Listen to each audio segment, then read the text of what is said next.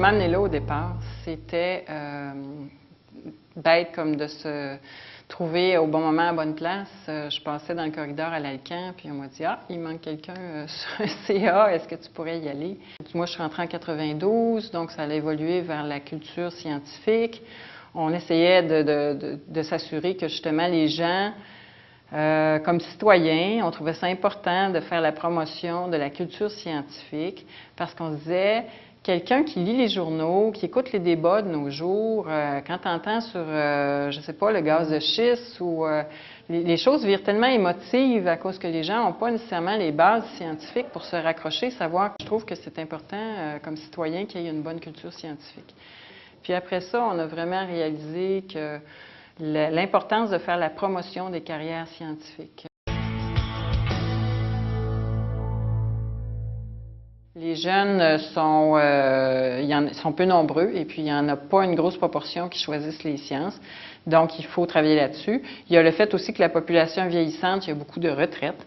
Donc, ça va prendre des gens pour remplacer tous les ingénieurs, les médecins, les pharmaciens ou certains métiers techniques où les gens ont de la misère à trouver. Il ne faut pas oublier non plus ce que les gens ne réalisent pas, malheureusement, quand on a approché la grande entreprise là-dessus, il y a déjà bien longtemps, moi je me rappelle, c'était un peu décourageant.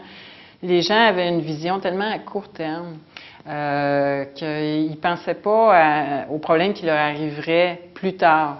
Puis former un technicien, ça prend, entre la décision du jeune puis le fait qu'il soit prêt à travailler, c'est au moins 5 ans. Former un professionnel comme un ingénieur, c'est 10 ans. Puis former un innovateur, un chercheur, c'est 15 ans d'études.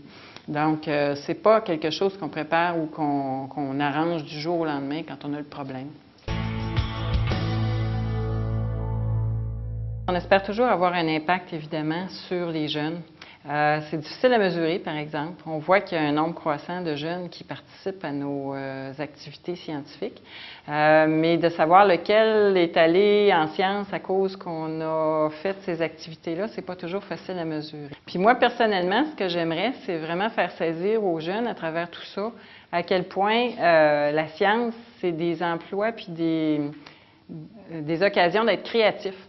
Puis ce que les jeunes ou les gens de la population ne pensent pas, on pense scientifique, professeur tournesol, savant fou, etc. Tous les clichés passent, là. Mais malheureusement, on n'associe pas la science à la création. Puis l'innovation, qu'est-ce que c'est sinon de la créativité? On a un problème, on trouve une solution, puis on crée quelque chose de nouveau pour réussir à faire ça. Puis Dieu sait qu'on en a des problèmes à attaquer dans les années qui viennent, là, du côté de l'environnement, de l'énergie. Ça nous prend des nouvelles sources d'énergie, il faut régler tous les problèmes environnementaux qu'on a. Puis c'est grâce à des scientifiques qu'on va faire ça. Moi, je pense que le CLS, c'est ça qui est le fun après avoir consacré quand même 18 ans à un organisme, là, est un organisme très solide qui va durer parce que non seulement il est bien implanté, il y a des ressources humaines fantastiques avec un réseau de partenaires qui est maintenant très étendu. Il y a des ressources matérielles aussi intéressantes.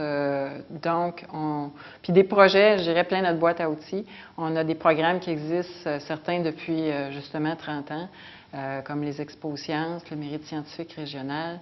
Il y en a d'autres qui naissent encore récemment, comme Coulisses de la science, qui a l'air de très bien aller.